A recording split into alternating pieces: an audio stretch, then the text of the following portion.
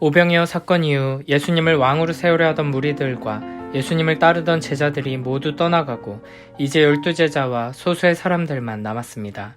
그때 예수님께서는 갈릴리에서만 다니시고 유대에는 가지 않으셨습니다. 왜냐하면 유대인들이 예수님을 죽이려 했기 때문입니다. 예수님의 사역과 메시지에 대한 소문이 온 유대에 퍼지고 특히 예루살렘의 종교 지도자들의 귀에 들어가 예수님을 죽이려는 사람들이 점점 많아지고 있는 상황이라는 것을 알 수 있습니다. 1절, 2절 말씀입니다. 그 후에 예수께서 갈릴리에서 다니시고 유대에서 다니려 아니하심은 유대인들이 죽이려 함이러라. 유대인의 명절인 초막절이 가까운지라. 아멘. 2절에 보면 유대인의 명절인 초막절이 가까웠다고 말합니다. 5장 1절에서는 유대인의 명절이 되어 예수님께서 예루살렘에 올라가셨다고 했습니다. 이때가 정확하게 어떤 명절인지 알 수 없지만 6월절 아니면 초막절이었을 것입니다. 그리고 6장에서는 이야기의 배경이 갈릴리였고 이제 7장이 되면서 다시 초막절이 다가오고 있습니다. 예수님께서는 명절에 예루살렘에 가셨다가 약 1년에서 1년 6개월 동안은 계속해서 변방에 계셨던 것입니다. 이에 예수님의 형제들이 예수님께 와서 이렇게 말합니다. 3절부터 5절 말씀입니다. 그 형제들이 예수께 이르되 당신이 행하는 일을 제자들도 보게 여기를 떠나 유대로 가소서. 스스로 나타나기를 구하면서 묻혀서 일하는 사람이 없나니 이 일을 행하려 하거든 자신을 세상에 나타내소서 하니 이는 그 형제들까지도 예수를 믿지 아니함이로라. 아멘. 물론 예수님의 형제들은 예수님께서 놀라운 능력을 가지신 분이라는 것은 믿었습니다. 예수님의 표적을 보고 그 능력을 믿고 있었습니다. 그래서 그 놀라운 능력을 가지고 더 크고 위대한 일을 하시기를 요구하고 있는 것입니다. 변방에 숨어있지 말고 이스라엘의 중심인 예루살렘에 가서 명절을 맞이해 몰려온 사람들을 대상으로 제대로 일해보라고 요구하고 있는 것입니다. 예수님의 동생들 중에는 야고보서를 기록한 야고보와 유다서를 기록한 유다 등이 있었고 여동생들도 있었습니다. 나중에 사도행전에 보면 성령 하나님을 기다리던 120명의 사람들 중에는 사도들과 예수님의 어머니 마리아뿐 아니라 예수님의 동생들도 있습니다. 그러나 지금은 이렇게 예수님을 믿지 않는 모습을 보여주고 있습니다.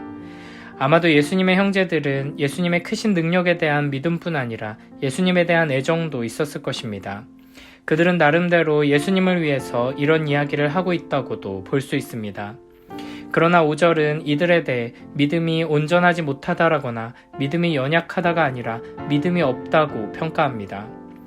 요한복음이 계속해서 지적하듯이 표적을 보고 믿는 믿음, 표적만 바라며 추구하는 믿음은 참 믿음이 아닌 것입니다. 아무리 예수님의 능력에 대한 믿음이 있다고 하더라도 그 능력을 내가 원하는 대로 내 뜻대로 이용하려 한다면 그것은 믿음이 아닙니다. 또한 예수님의 때를 기다리지 않고 내가 원하는 때에 내가 원하는 방식으로 이루어 주시기를 바라는 것 또한 믿음 없음이라고 할 수 있습니다. 6절 7절에서는 이렇게 말씀하십니다. 예수께서 이르시되 내 때는 아직 이르지 아니하였거니와 너희 때는 늘 준비되어 있느니라. 세상이 너희를 미워하지 아니하되 나를 미워하나니 이는 내가 세상의 일들을 악하다고 증언함이라. 아멘.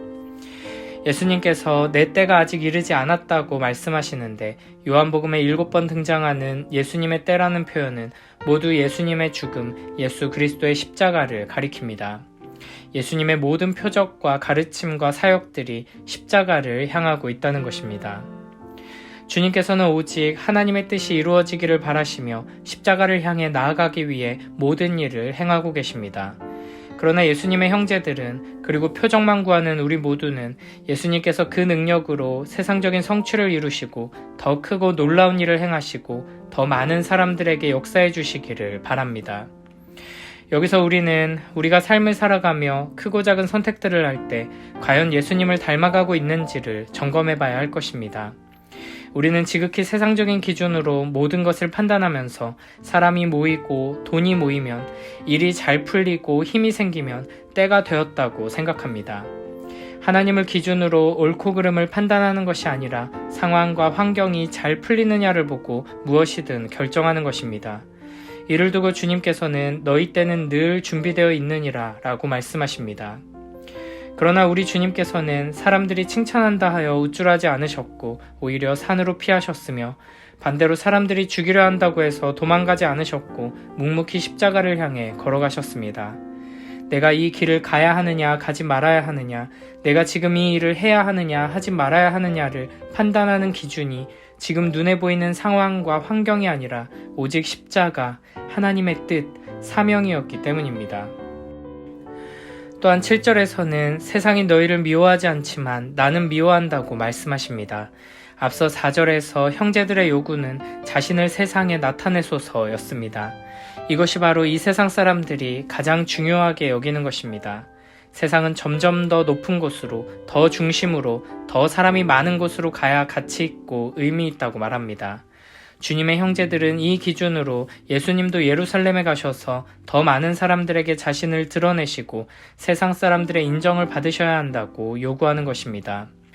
그러나 예수님께서는 세상에게 칭찬받고 인정받기 위해 이 땅에 오신 것이 아니라 세상에게 정죄받고 버림받기 위해 십자가를 짊어지고 고난받으시고 죽으시기 위해 오셨습니다. 세상은 성공하려면 더 큰 세상으로 가야 한다, 더 높아지려면 도전해야 한다고 말하지만 주님께서는 나는 성공하러 온 것이 아니라 하나님의 뜻을 이루려 왔다, 죽으러 왔다 라고 말씀하십니다. 우리는 예수님을 믿는다고 하면서 예수님의 그 능력을 통해 나의 소원을 이루고 이 세상 속에서 위대한 일을 이루는 데 초점을 맞추고 있을 때가 많습니다. 그러나 주님께서는 오히려 우리가 간절히 원하며 추구하는 바로 그것을 내려놓으라고, 포기하라고 명령하십니다. 아무리 예수님의 능력을 확실하게 믿고 그 능력을 간절히 구한다고 하더라도 세상을 사랑하고 성공을 사랑하는 마음으로는 참 믿음으로 나아갈 수 없기 때문입니다. 우리 주 예수 그리스도께서 하나님의 때를 기다리며 하나님의 뜻을 이루기 위해 십자가를 향해 흔들림 없이 한 걸음 한 걸음 나아가신 것처럼 우리 또한 세상의 악한 일들을 증언하며 세상의 미움을 받고 정죄받아 십자가의 영광을 드러내는 길로 나아가야 할 것입니다. 어떻게 더 높은 곳에 더 세상의 중심으로 나아갈 것인가를 고민하며 세상의 때를 기다리는 삶이 아니라 어떻게 하면 주님을 따라 십자가의 길을 갈 것인가, 어떻게 하면 십자가의 영광을 더 잘 드러낼 것인가를 고민하며 잠잠히 하나님의 때를 기다리고 순종하는 복된 우리 모두가 되길 축복합니다. 우리는 지금 당장 문제가 해결되기 원하고 최대한 빨리 원하는 대로 이루어지기를 구할 때가 많습니다. 그러나 하나님께서는 우리의 때가 아니라 하나님의 때에 응답하십니다. 그리고 언제나 우리의 때보다 하나님의 때가 옳습니다. 그러므로 우리는 하나님보다 앞서지 않도록 주의하며 겸손히 하나님의 때를 기다리는 인내를 가져야 할 것입니다. 예수님의 형제들은 그 때를 자기가 정하려 했지만 주님께서는 하나님의 때를 기다리셨습니다. 우리도 주님을 닮아 세상의 칭찬이나 공격에 일희일비하지 않고 십자가의 길을 묵묵히 걸어가며 하나님의 때를 인내하며 기다리는 복된 우리 모두가 되길 축복합니다. 이어서 8절부터 10절에서는 이렇게 말씀하십니다. 너희는 명절에 올라가라. 내 때가 아직 차지 못하였으니 나는 이 명절에 아직 올라가지 아니하노라. 이 말씀을 하시고 갈릴리에 머물러 계시니라. 그 형제들이 명절에 올라간 후에 자기도 올라가시되 나타내지 않고 은밀히 가시니라. 아멘. 주님께서는 너희는 명절에 올라가라 말씀하시며 나는 이 명절에 아직 올라가지 않겠다고 말씀하십니다. 그리고 갈릴리에 머물러 계십니다.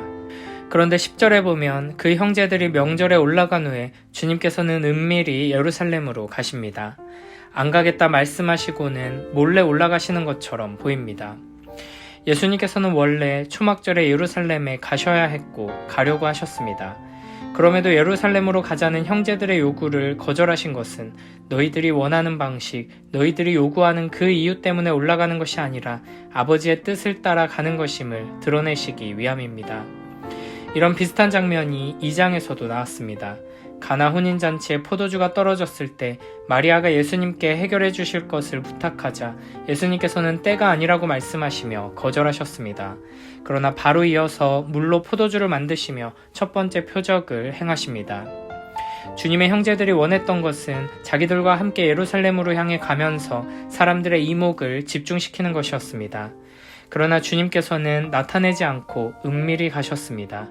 사람들의 시선을 신경 쓰고 사람들에게 영광받는 것을 중요하게 여기는 우리들과 달리 우리 주님께서는 오직 은밀한 중에 보시는 하나님, 안 보이는 것 같고 안 계신 것 같지만 항상 그 자리에 계셔서 우리의 행동을 보시고 들으시고 살피시는 아버지 하나님을 위해 일하신 것입니다.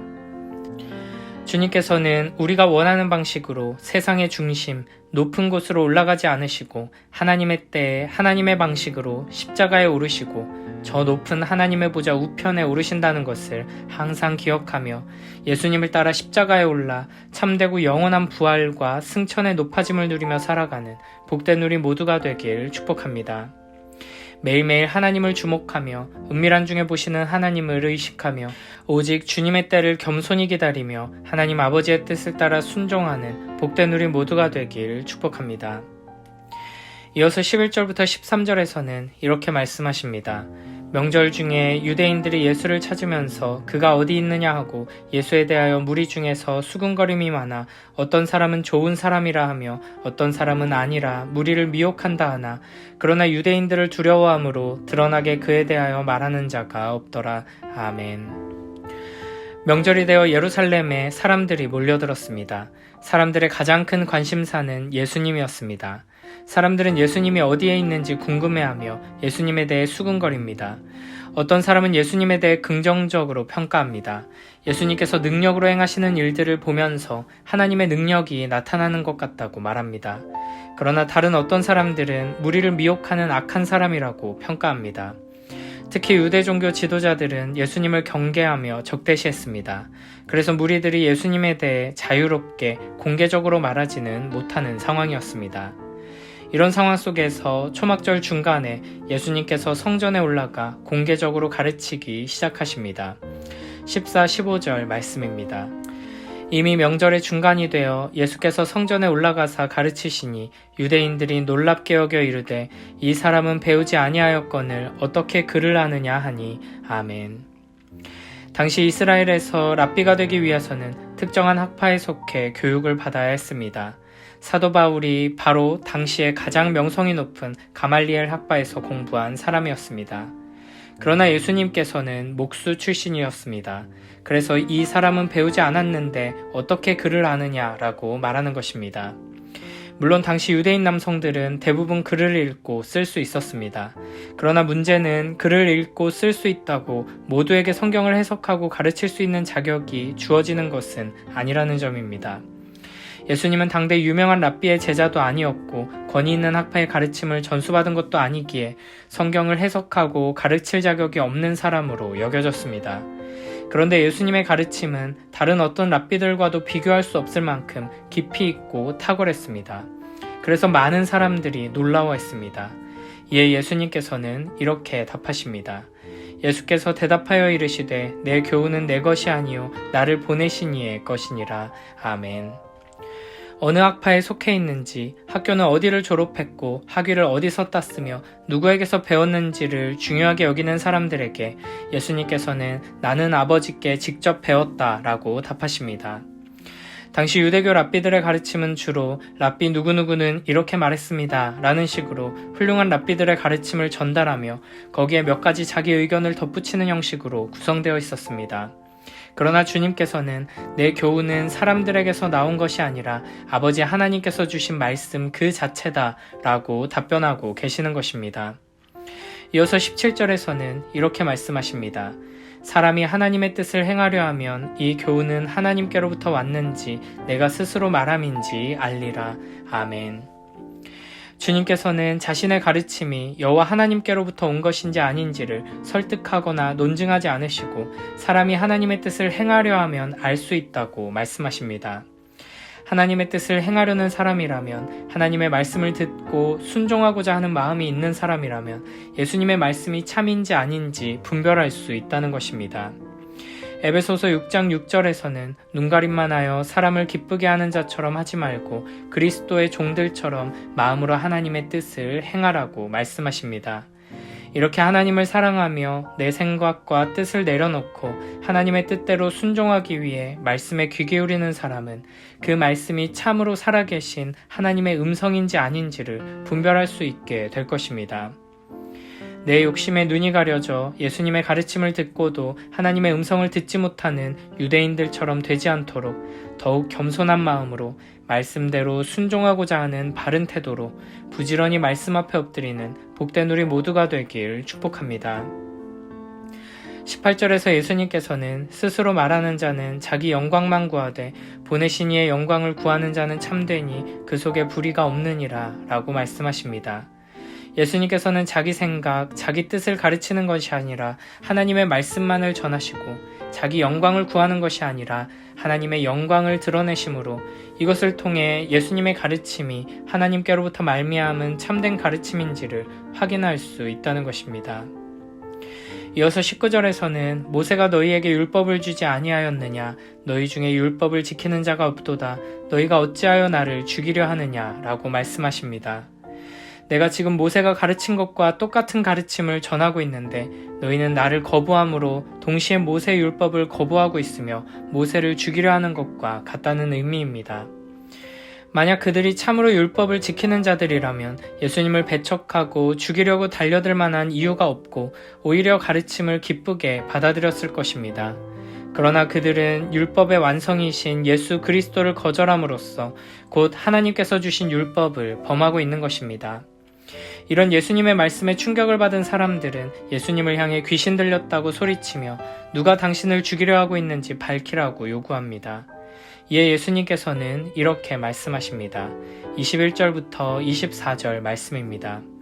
예수께서 대답하여 이르시되 내가 한 가지 일을 행하매 너희가 다 이로 말미암아 이상히 여기는도다. 모세가 너희에게 할례를 행했으니 그러나 할례는 모세에게서 난 것이 아니요 조상들에게서 난 것이라. 그러므로 너희가 안식일에도 사람에게 할례를 행하느니라. 모세의 율법을 범하지 아니하려고 사람이 안식일에도 할례를 받는 일이 있거든 내가 안식일에 사람의 전신을 건전하게 한 것으로 너희가 내게 노여워하느냐. 외모로 판단하지 말고 공의롭게 판단하라 하시니라. 아멘. 여기서 말씀하시는 한 가지 일은 안식일에 38년 된 병자를 고치신 일을 말합니다. 유대인들은 이 일을 빌미로 예수님이 안식일을 범했다고 지적하며 박해하고 죽이려고 하고 있습니다. 이에 예수님께서는 모세를 언급하시며 그들이 율법의 참된 의미를 깨닫지 못하고 하나님께서 율법을 주신 목적을 알지도 못하고 있음을 드러내십니다. 예수님께서는 남자아이가 태어나서 8일째가 되면 그날이 안식일이더라도 아이에게 할례를 행하는 것을 예로 드십니다. 유대인들은 안식일인 그날에 할례를 해도 안식일법을 어기는 것이 아니라고 판단하는데 이런 식으로 안식일에 할례를 행해도 된다면 하물며 안식일에 사람의 몸을 건강하게 회복시키는 것이 어떻게 잘못된 일일 수 있느냐는 것입니다. 하나님께서는 죄와 사망으로 부정하게 된 이 세상 속에서 하나님의 백성들이 하나님 앞에 거룩하게 설 수 있게 하시려고 율법을 주셨습니다. 이와 같은 율법의 참된 의미를 생각한다면 예수님께서 38년 된 병자를 치유하시고 회복시켜 주신 일은 할례보다 훨씬 더 중요한 일일 뿐 아니라 안식일의 참된 의미를 온전히 드러내는 복된 일인 것입니다. 그러므로 예수님께서 안식일에 병자를 고치신 일은 결코 안식일을 범한 것이 아닙니다. 이에 예수님께서는 외모로 판단하지 말고 공의롭게 판단하라 라고 말씀하십니다. 사무엘상 16장 7절에 보면 이렇게 말씀하십니다. 여호와께서 사무엘에게 이르시되 그의 용모와 키를 보지 말라. 내가 이미 그를 버렸노라. 내가 보는 것은 사람과 같지 아니하니 사람은 외모를 보거니와 나 여호와는 중심을 보느니라 하시더라. 아멘. 사람은 외모를 봅니다. 눈에 보이는 요소들을 중요하게 여깁니다. 학벌과 능력과 재력, 세상적인 성공과 소유, 성취를 중요하게 여깁니다. 세상이 정해놓은 때에 정해놓은 일들을 이루는 것을 중요하게 생각합니다. 그러나 여호와 하나님께서는 중심을 보십니다. 그러므로 우리는 다른 사람을, 우리 가정과 공동체를, 그리고 나 자신을 외모로 판단하지 말고 공의롭게 판단하기 위해 힘써야 할 것입니다. 세상 기준으로 볼 때 부족하고 연약하고 느리고 가진 것이 없어도 하나님의 인도하심을 받아 한 걸음 한 걸음 주님과 동행하는 삶을, 하나님의 때를 기다리며 믿음으로 인내하고 말씀대로 순종하는 복된 삶을 살아가는 우리 모두가 되길 축복합니다.